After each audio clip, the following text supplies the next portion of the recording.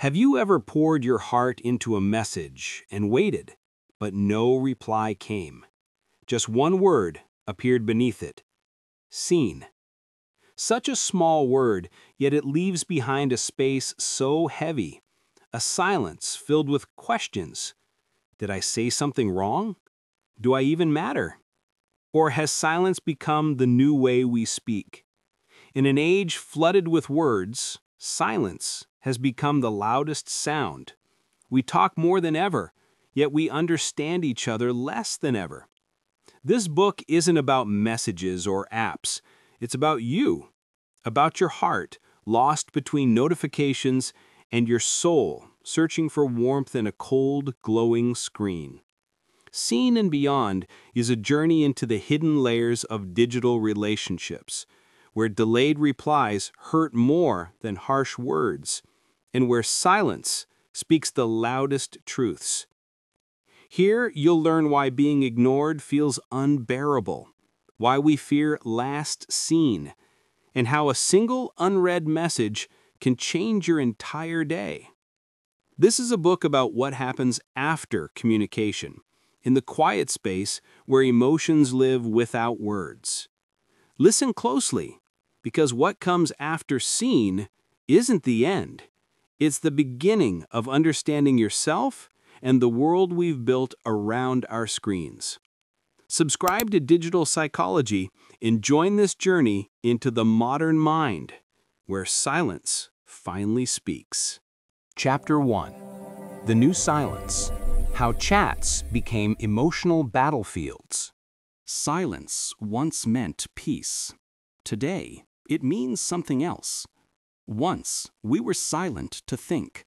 Now, we are silent because we've seen the message and don't know what to say.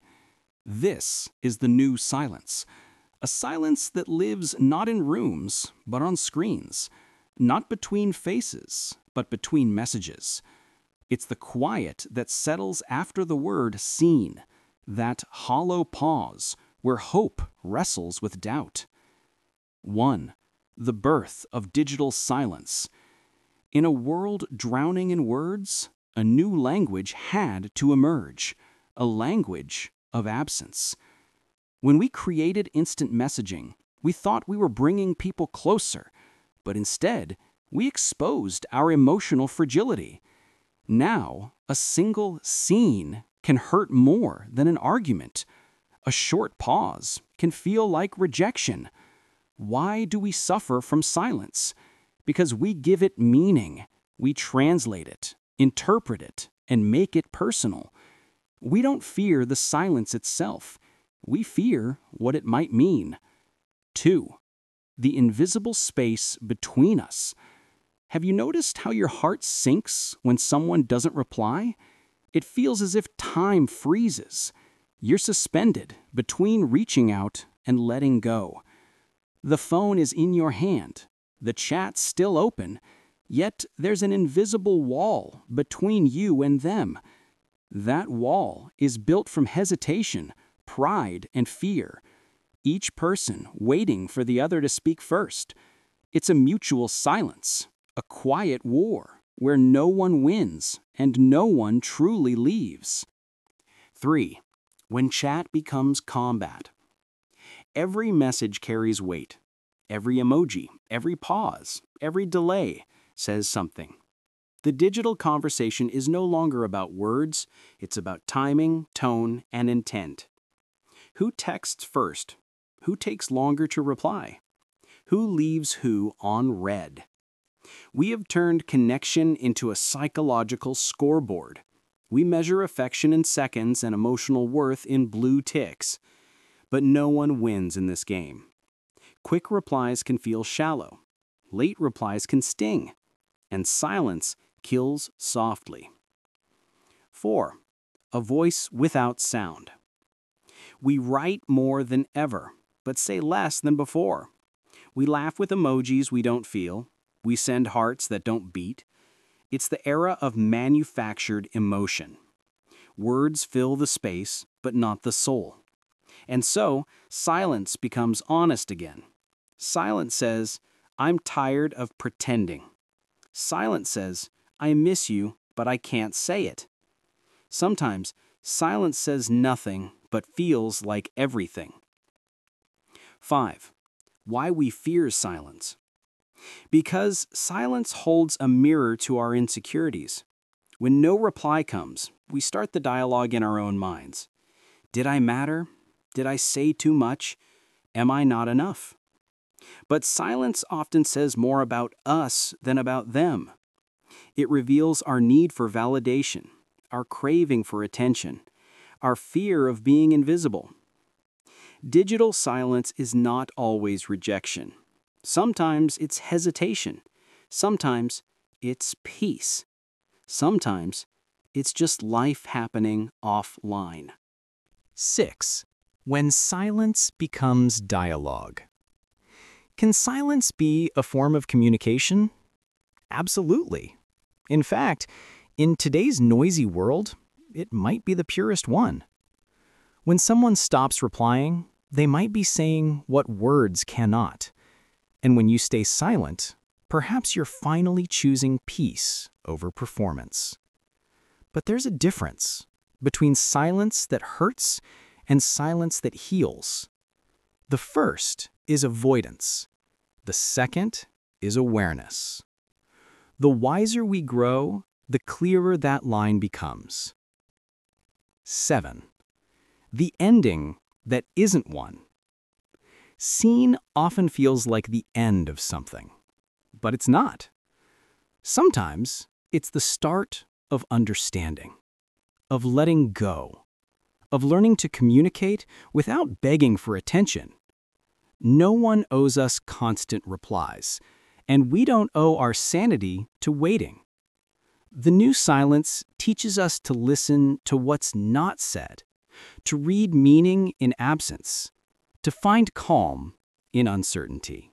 In a world where everyone speaks, the one who listens, truly listens, becomes rare, and the one who understands silence becomes wise. This was only the beginning of Seen and Beyond. In the next chapter, we'll explore a subtle but powerful trigger in modern relationships. Last seen? Last chance? Subscribe to Digital Psychology and stay with us on this journey to decode the modern heart, one message at a time. Chapter 2. Last Seen, Last Chance. You open the chat, and there it is. Last seen 2 hours ago. You stared at longer than you'd like to admit. They're online, but they didn't reply. And suddenly, this tiny line beneath their name feels heavier than a goodbye. The new clock of connection. There was a time when distance was measured in miles. Now, it's measured in minutes since last seen. A small timestamp became our new emotional compass. It tells us not only when someone was there, but also how much we matter in their absence. We scroll, we check, we refresh. As if that little status could explain their silence. As if activity meant affection. But it doesn't. Not always. Sometimes, last seen simply means someone needed space. Other times, it means they've moved on. And sometimes, it means nothing at all. Except that you're the only one still watching. 2. The obsession loop. Let's be honest. We've all done it. You open the chat again and again. You check their profile picture. You analyze when they were last online and who they might be talking to. It's not love. It's dopamine. It's the brain's addiction to unresolved stories. We crave closure, so we keep reopening wounds, hoping they'll text, hoping they'll explain, hoping silence will suddenly make sense. But silence rarely explains itself.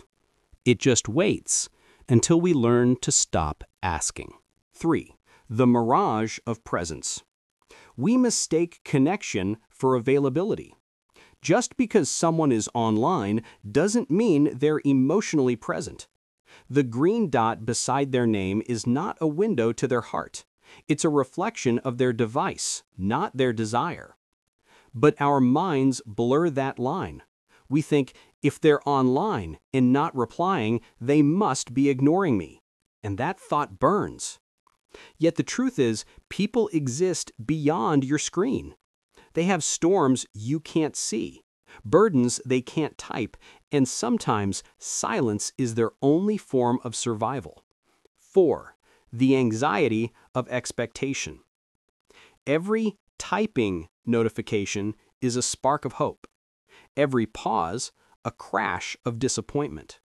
We live in a constant state of emotional checking. Like pilots scanning dashboards, we read every sign for danger, or meaning, or validation. Our peace now depends on the behavior of a tiny status bar. Our emotions sync with the rhythm of someone else's replies. But here's the truth. You cannot heal in the same space where you keep getting wounded. And sometimes that space is a chat window. 5. The silent goodbye. There's a kind of ending that leaves no words, no confrontation, no closure, just distance, measured in last seen. At first, you tell yourself they're busy, then you tell yourself they'll come back, and eventually, you stop telling yourself anything. That's how silence ends a story, not with noise, but with fading. It's not cruelty, it's avoidance. Because in this digital age, leaving quietly feels easier than explaining why. 6. Reclaiming your peace. The truth is, you don't need to keep checking. You don't need to decode their silence or measure your worth by their reply. Last seen does not define your value. Their absence does not erase your presence. You owe yourself the calm that others can't give. You owe yourself closure, even if it never arrives. Sometimes the most powerful thing you can do is to stop watching the clock and start watching your own life move again. 7. Turning off the indicator.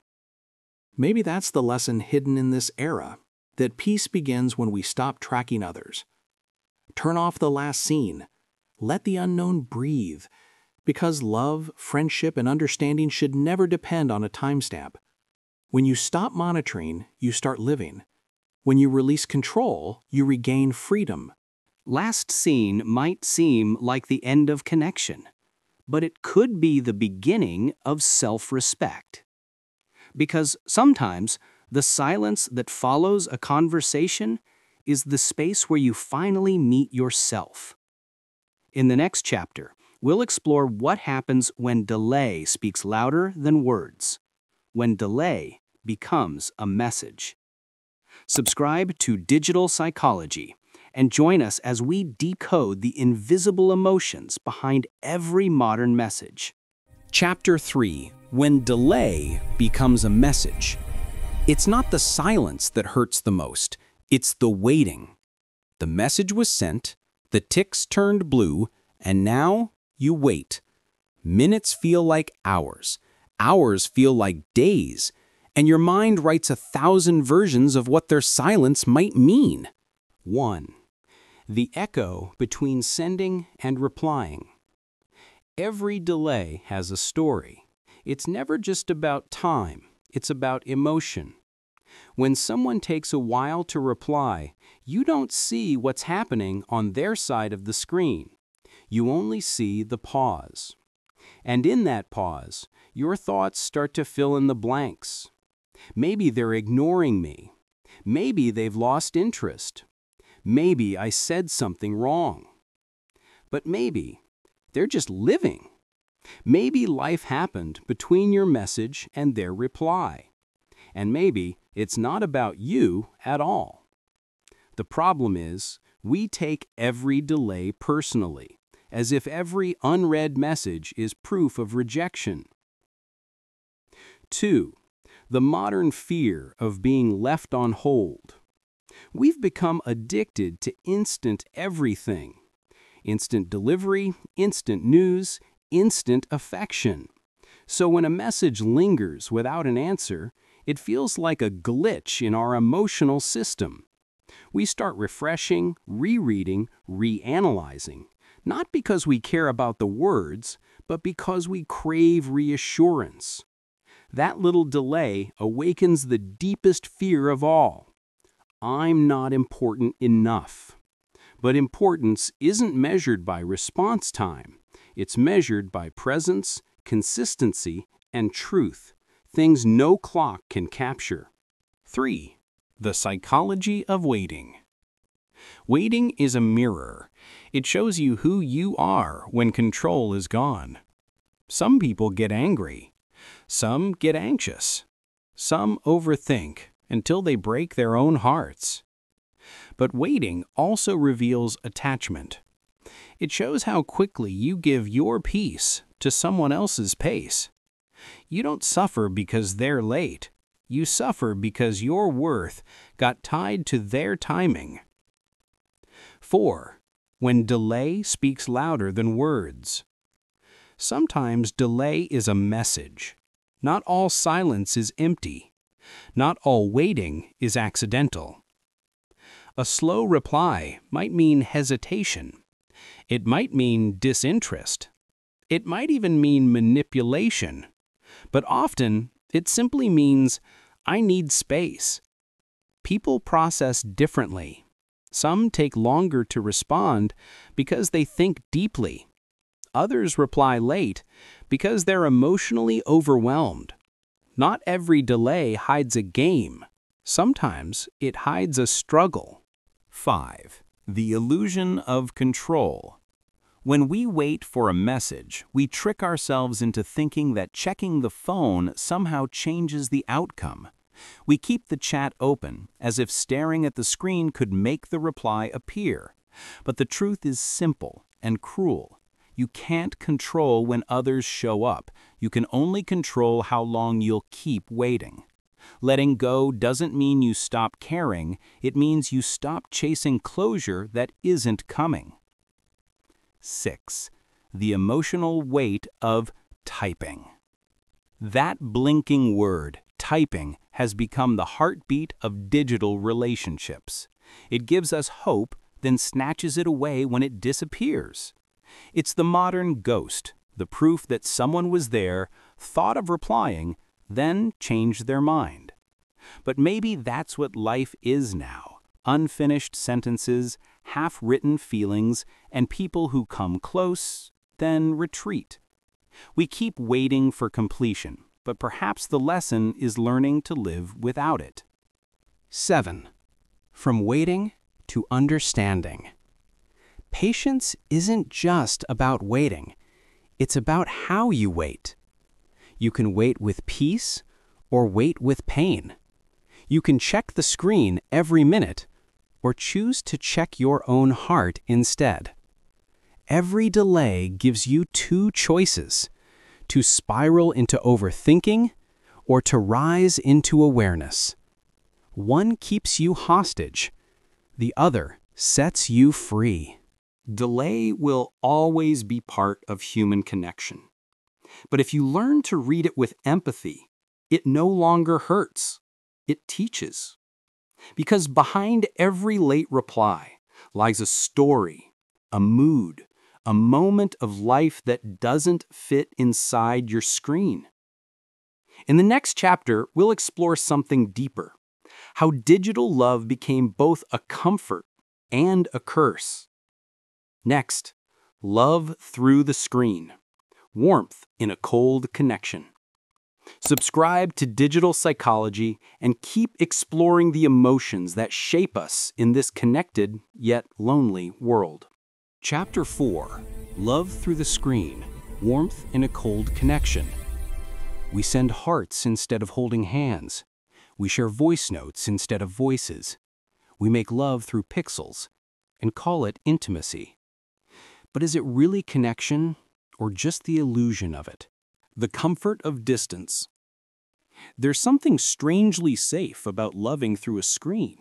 You can choose your words, you can edit your emotions, you can disappear when it gets too real. Digital love lets us stay close, but also stay protected. We open up without truly opening ourselves. We reveal our thoughts, yet hide our truth behind filters and emojis. It feels like connection, but sometimes it's just the comfort of control. Because when love exists in text, we can decide when to feel and when to retreat. The illusion of closeness. We talk for hours, typing, sending, laughing through messages, and it feels like we've built something real. But take away the phone, and suddenly, there's silence. The bond that felt so alive online fades when the Wi-Fi does. It's not that digital love is fake, it's just that it's fragile. It lives on signals and timing, not on presence and energy. You can't smell someone's comfort. You can't feel their heartbeat through the glow of your screen. You can't look into their eyes and read their truth. We replaced depth with accessibility and called it connection. The dopamine trap. Every good morning text releases a spark of happiness. Every late-night message feels like warmth. And when they reply instantly, you feel seen, wanted, alive. That's not coincidence. That's chemistry. The brain releases dopamine each time your phone lights up with their name. You start to associate love with notifications. You crave the next message, the next reply, the next hit of digital affection. But love isn't supposed to be a reward system. It's supposed to be a presence. Love without touch. There's something tragic about missing someone you've never really met. We build emotional worlds out of text bubbles and shared playlists. We fall asleep to their voice notes and wake up to their silence. And when it ends, there's no closure, just empty chats and ghosted memories. Digital love can make you feel everything and yet leave you with nothing to hold. Because the screen can't hug you. It can't wipe your tears. It can't whisper, "I'm here." Not really. When reality enters. Sometimes digital love meets the real world. The first meeting feels like stepping into a dream you've lived for months but never touched. You look at them, and they're both familiar and foreign. You recognize their words, their tone, but not their energy. That's when we realize something powerful. We didn't fall for a person. We fell for the version of them we built in our minds. Screens don't show everything. They hide insecurities, moods, hesitations, the rawness of being human. The emotional overload. Online, we can share more than ever before. Our traumas, our fears, our loneliness. But constant sharing doesn't always mean connection. Sometimes it's projection. We overshare because we want to be understood, but in doing so, we drain both ourselves and the other person. Digital love can turn heavy fast, not because it's fake, but because it happens too fast. There's no space for silence, no time for breath, no patience for mystery. Everything is instant, until the feelings burn out too quickly to last. Beyond the screen. Does this mean digital love is doomed? Not at all. Technology doesn't kill love. It only tests its roots. If your connection is based on truth, patience, and depth, then it will survive both pixels and presence. But if it's built on constant replies, validation, and dopamine, then it will vanish the moment the typing stops. Love through the screen can be real, but only if both hearts are real too. The screen connects us, but it also reminds us how human we still are. We still crave eyes that look back, hands that hold, and silence that feels like safety. In the next chapter, we'll explore what happens after love fades online. Digital breakups, when goodbye has no sound. Subscribe to Digital Psychology, where we decode the emotions of our modern age, one heartbeat, one message, one silence at a time. Chapter 5. Digital Breakups, when goodbye has no sound. There was no fight, no tears, no final words, just silence. One day, the messages stopped. The typing bubble never came back. And your world, the one you built through a screen, vanished into thin air. The quiet ending. In the old world, love ended with words. We met, we talked, we cried. There was closure, even if it hurt. But in this digital age, love often ends without a sound. No "we need to talk," no explanation, just unread messages and a sudden distance that feels endless. It's not rejection you feel, it's erasure. A story deleted mid-sentence. 2. Ghosting, the modern disappearance. Ghosting isn't just silence. It's an emotional vanishing act. One day they were your good morning. The next, they're a stranger with your secrets. And the cruel part, they're still there. Their profile picture still smiles. Their status still updates. Their digital shadow lingers. But they don't. Ghosting is the art of ending something without owning the ending. It's cowardice disguised as peace. And yet, almost all of us have done it, or lived through it. 3. The psychology of vanishing. Why do people ghost? Not always out of cruelty, sometimes out of fear. Fear of confrontation, fear of guilt, fear of seeing the pain they caused.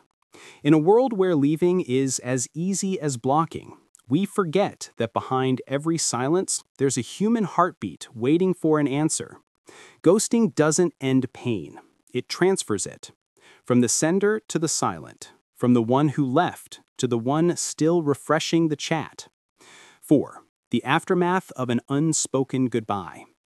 The hardest part of a digital breakup is that there's no clear moment to heal. You can't burn the letters. You can't throw away the photos. Everything still exists. A history stored in the cloud. You try to move on, but your phone keeps remembering what your heart is trying to forget. A playlist, an old chat, a memory that reappears in "on this day." It's not just love you lose, it's peace. 5. The addiction to checking. Even after the end, you still check, you still look, you still wonder. Have they seen my story? Did they move on? Do they miss me? You become addicted to the smallest digital signs of life. It's not because you still love them. It's because you hate the feeling of being unseen. But every time you check, you reopen a wound that was trying to close. Healing begins the moment you stop searching for answers in places that only offer echoes. 6. The digital grief. Heartbreak used to be private. Now it's public, tracked in likes, posts, and silence. We mourn by scrolling. We ache by watching their updates. We pretend to be fine, while secretly counting who viewed our stories. Digital grief is invisible. It doesn't cry, it refreshes. It doesn't scream, it checks. It doesn't end, it loops. But one day, you wake up and realize you didn't check this morning. And that's how healing begins. 7. Saying goodbye without saying it. Closure doesn't always come from the other person. Sometimes it comes from you. You type a message you'll never send. You reread it, then delete it. And for the first time, the silence feels lighter. Because real closure isn't about hearing goodbye. It's about finally understanding you deserve better than confusion. The truth is simple. You cannot force someone to stay, but you can choose to stop waiting. Love in the digital age doesn't end with a scream. It ends with a notification that never comes. But from that silence, something powerful is born. Self-respect, awareness, and strength. In the next chapter, we'll uncover how social media keeps old wounds alive. The scroll of comparison, when healing meets the algorithm. Subscribe to Digital Psychology and continue this journey of emotional awareness in a world that never stops scrolling. Chapter 6. The Scroll of Comparison, when healing meets the algorithm. You open the app just to check for a minute, and suddenly your peace is gone. You see smiles, vacations, perfect relationships, and in seconds your heart starts whispering, "Why not me?" The endless scroll. Social media was designed to connect us, but somewhere along the line, it began to disconnect us from ourselves. We scroll not for joy, but for measurement. Every image becomes a mirror, every post a reminder of what we lack. The algorithm doesn't care about truth. It cares about attention. And attention feeds on emotion, especially envy. So the more you hurt while scrolling, the longer you stay. The longer you stay, the more you hurt. That's not coincidence. That's design. The illusion of everyone else. We forget something simple. People post moments, not lives. They show the smiles, not the silence between them. The highlight, not the heartbreak. Yet we scroll through their best 5 seconds and compare them to our worst day. You see your ex looking happy, you see a friend succeeding, and your mind, instead of being inspired, feels smaller. Because comparison turns every feed into a battlefield of self-worth. The algorithm knows your pain.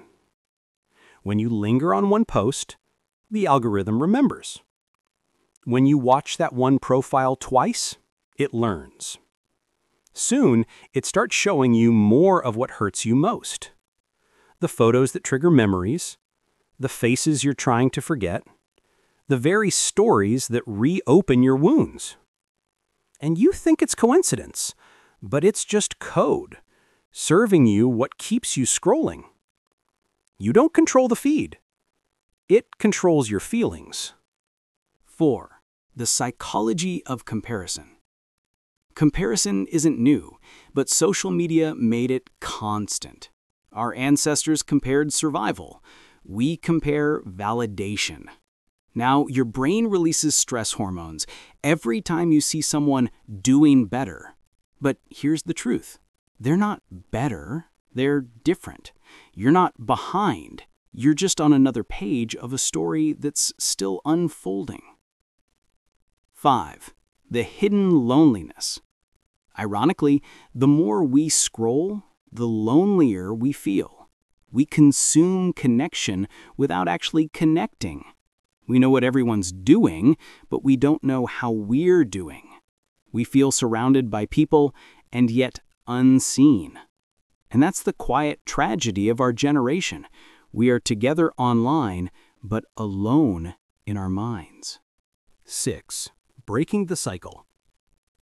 Healing begins when you take back your attention. Unfollow the pain, mute the noise, reclaim your focus from the feed. The world doesn't need to see your progress. You need to feel it. Remember, the moments that truly heal you will never be captured on camera. They happen in silence, in walks, in tears no one sees. That's where real growth lives, off the grid. 7. The power of logging out. Try this.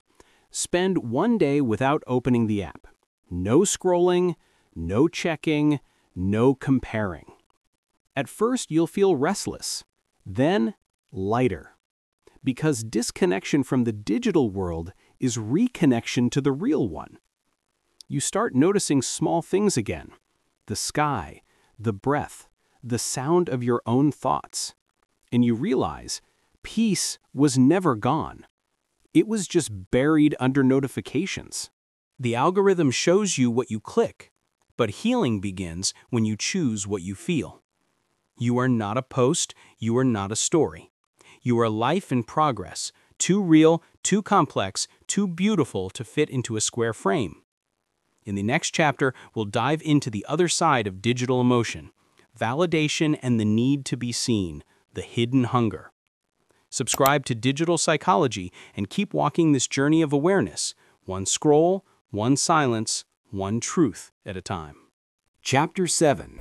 Validation and the need to be seen, the hidden hunger. Every post begins with a silent question. Will they notice me?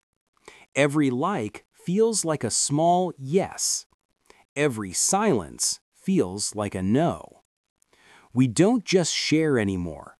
We seek proof that we matter. 1. The ancient need, the modern mask. Since the beginning of time, humans have needed to be seen, not watched, seen. To be recognized, understood, accepted. That was love. That was belonging. But in this digital world, the need didn't vanish. It just evolved. Now we measure worth in numbers, followers, likes, views. The problem, validation has become performance. We no longer express, we present. We no longer connect, we compete. 2. The dopamine economy. Every notification is a tiny spark in the brain, a chemical whisper saying you are valued. That's dopamine, the same reward chemical that drives addiction. We don't scroll aimlessly. We scroll searching for a feeling. But here's the trap. The high doesn't last, and once it fades, we crave more. We post again. We check again. We chase the same momentary relief like emotional caffeine. Validation feels like love, but it's love on a timer. 3. The audience self. Online, we create versions of ourselves tailored for applause. We show only what earns approval. We hide what might earn silence. Bit by bit, we lose the boundary between who we are and who we perform to be. And this performance comes at a cost. Because the moment your worth depends on reaction, you hand your peace to strangers. You stop living for joy and start living for attention. 4. The paradox of being seen. We share to be understood, yet the more we share, the less we feel real. The more eyes we attract, the less intimacy we experience. You get attention but not connection, fame but not fulfillment, because being seen by everyone isn't the same as being known by someone. One fills your screen, the other fills your soul. 5. The loneliness behind the likes. It's strange, isn't it? How you can get hundreds of likes and still feel unseen. Because likes can't listen, comments can't comfort, views can't hold you. We keep chasing visibility in a world that's blind to depth. And that's the quiet ache of the modern heart, surrounded by attention, starved of understanding. 6. Reclaiming your worth. The moment you stop seeking validation, you start reclaiming power. You realize the world doesn't define your value, it only reflects your vibration. Not every silence is rejection. Sometimes it's redirection. Not every low number means you failed. Sometimes it means you stayed authentic. When you create, share, or speak from truth, you're already enough, with or without applause. 7. The power of inner validation. Real validation doesn't come from the outside. It comes from knowing who you are when no one is watching.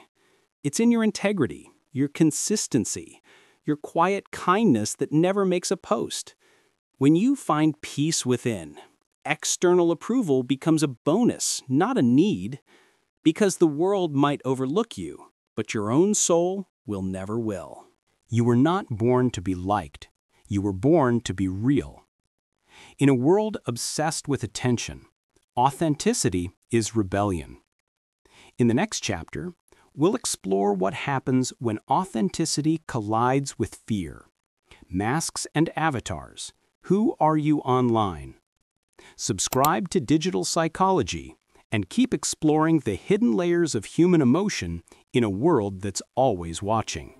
Chapter 8. Masks and avatars. Who are you online? Behind every profile, there's a person. Behind every photo, there's a feeling. But somewhere between the filters and captions, we started losing track of who's real and who's performing. 1. The birth of the digital self. The moment you create an account, you give birth to another version of yourself. You choose the photos, you write the bio, you decide what to reveal and what to hide. It feels like freedom. It feels like control. But slowly, that version starts to live a life of its own, and sometimes it lives better than you do. 2. The power of the avatar. Your avatar, your digital reflection, isn't just an image. It's a projection. It carries your hopes, your insecurities, your need to be seen in a certain way. You curate it carefully, not to deceive others, but to protect yourself. Because the digital world doesn't reward vulnerability. It rewards perfection. So we filter our flaws, edit our edges, and call it authenticity. 3. The performance of personality. Online, we're all performers. Some perform confidence. Some perform kindness. Some perform chaos because it's entertaining. But the longer we play our roles, the harder it becomes to remove the mask. You start wondering, do people like me or the version I've made for them? And when you don't post for a while, you feel invisible, as if your existence depends on being witnessed. That's not connection, that's performance anxiety, dressed as popularity. 4. The safety of pretending. Pretending feels safe. You can express emotions behind emojis, you can confess through stories, you can hide behind humor. The mask protects you until it starts suffocating you, because every time you hide behind an image, you lose a piece of your truth. And one day, you look at your profile and don't recognize the person smiling back. 5. The psychology of duality. There's a silent tension between who we are online and who we are offline. Online, we're confident, witty, composed. Offline, we're anxious, uncertain, human. That gap between the screen self and the soul self creates emotional fatigue. You feel like you're living two lives, and one of them always feels like a lie. But here's the secret. They're both you, just reflected through different mirrors. 6. Reconnecting with the real self. To be authentic online doesn't mean to overshare. It means to align. To make sure your digital reflection doesn't contradict your human truth. It means posting from peace, not from need. sharing from love, not from loneliness. When your online self and your real self unite, you no longer perform. You exist. You become whole again. 7. Taking off the mask. Try this. Next time you post, don't try to impress. Try to express. Say something real, something imperfect, something true. Let the world see the raw edges, the ones that make you human. Because perfection attracts attention, but truth attracts connection. And at the end of the day, that's what every heart is searching for. Not followers, but understanding. The world doesn't need another perfect profile. It needs more honest souls. You don't need to hide behind an avatar. Your real presence is already enough. In the next chapter, we'll explore how technology doesn't just shape who we show, but how we feel. The digital mind, how screens rewire our emotions. Subscribe to Digital Psychology, where we continue decoding the hidden impact of the online world on the human heart and mind. Chapter 9. The Digital Mind. How screens rewire our emotions. Our phones glow brighter than the stars. We reach for them before we reach for the day. They wake us up, and they put us to sleep. But what if they're not just tools anymore? What if they're rewiring us? 1. The silent reprogramming. Every scroll is a microdose of stimulation. Every swipe, a new story. Every notification, a spark of relevance. We call it staying connected, but what it really does is teach our brains to expect constant reward. The modern mind is no longer trained for patience. It's trained for instant validation. And slowly, our emotional rhythm changes. We crave faster highs, and we tolerate less silence. 2. The addiction of attention. Attention is the new currency. Apps compete for it. Algorithms shape it. We sell it, often without realizing it. But the cost isn't just time, it's emotional clarity. Because every second spent reacting is a second not spent reflecting. Our screens have become mirrors, but they reflect our impulses, not our insight. We react faster and feel less deeply. 3. The emotion scroll. Scroll long enough, and you'll feel everything and nothing at once. Tragedy, comedy, outrage, desire, all within 60 seconds. Our brains were never built to process this much emotion this fast, so we start to numb out. Not because we don't care, but because caring for everything is emotionally exhausting. Empathy, once deep and deliberate, becomes shallow and reactive. A comment, a share, a quick emoji, and then next video. 4. The illusion of control. We think we control what we see. In truth, we see what we're fed. Algorithms learn our fears, our habits, our triggers. They don't just predict us, they shape us.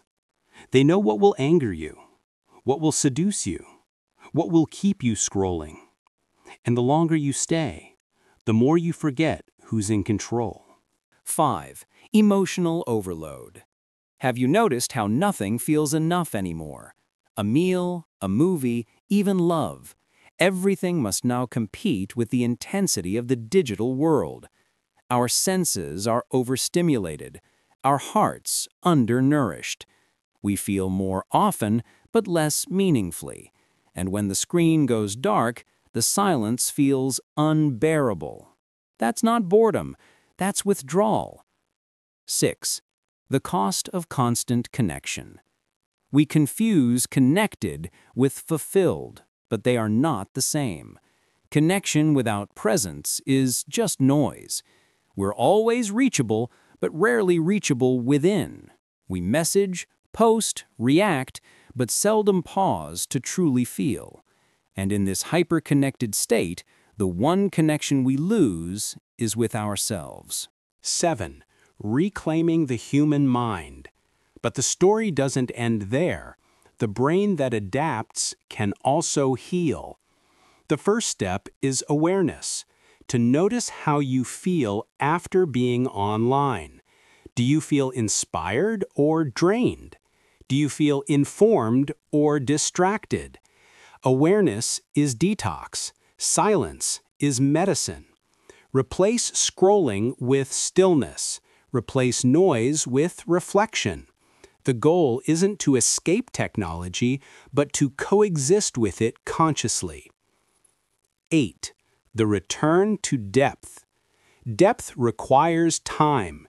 Connection requires presence. You cannot feel deeply while living shallowly. So slow down. Listen longer. Look people in the eyes again. Let your attention be sacred, not scattered, because the human mind was never meant to flicker like a screen. It was meant to glow like a soul. We are not machines. We are meaning makers, and no algorithm can replace the poetry of a human heart. In the next and final chapter, we'll talk about how to rediscover humanity in a digital age. After Seen, reconnecting with the real world. Subscribe to Digital Psychology and join the journey of awakening your true self in a world built to distract you. Chapter 10. After Seen. Reconnecting with the real world. Maybe it was never about the message left on Seen. Maybe it was about you, learning how to live beyond the waiting. Because somewhere between the silence of the screen and the noise of the world, you forgot something simple. You are still here. You are still human. Number 1, the pause after the noise. When you finally step away from the screen, the world feels different, quieter, slower, almost unfamiliar. The silence that once scared you now begins to feel sacred. You start noticing small things again. The warmth of sunlight on your face, the rhythm of your breath, the sound of your own thoughts. You realize you were never missing connection. You were missing presence. Number 2, the healing power of distance. It's not about deleting apps. It's about redefining boundaries. Technology is not the villain. Dependence is. The moment you create distance, your mind begins to breathe again. Your emotions slow down. Your focus returns. You rediscover the joy of being offline, not as rejection of the world, but as a return to yourself. 3. Seeing people again. For so long, you've seen people through filters, feeds, and pixels. But when you sit face to face and you see their eyes, you remember something ancient and true. Presence heals. A real conversation, a shared silence, a sincere smile. These are the moments that rebuild the human spirit. Because the truest form of seen is not in an app. It's in the eyes of another person who truly understands you. 4. Relearning how to feel. Screens trained us to react, not to feel. But emotion is not a button you press. It's a wave you allow. So cry when something hurts. Laugh when something's funny. Pause when something moves you. Don't rush your emotions just because the world scrolls fast. Healing requires depth, and depth requires stillness. 5. The return to authenticity. There's a version of you that existed before the likes, before the filters, before the need to perform. That version wasn't trying to impress. It was simply alive. Find that version again. Listen to what it has to say. It's been waiting patiently under every screen glow, behind every notification, inside every quiet moment. That's who you truly are. 6. Choosing presence over performance. Every day you have two choices, to perform or to be present. Presence is not glamorous. It doesn't go viral. It doesn't trend. But it fills your heart in a way validation never will.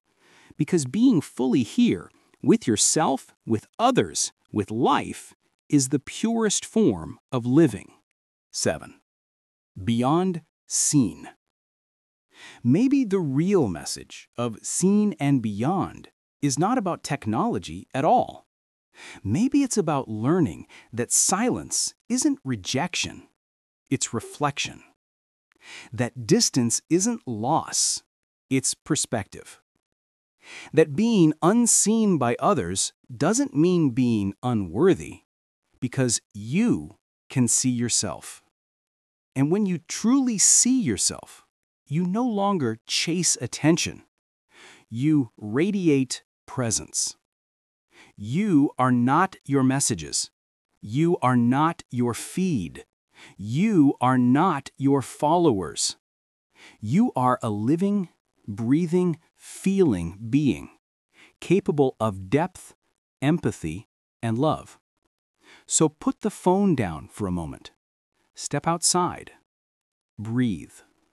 The world is still here, waiting to see you back. Thank you for listening to Seen and Beyond, when silence becomes a language. If this journey spoke to you, if it awakened something real, subscribe to Digital Psychology and keep exploring the hidden layers of the human heart in the digital age.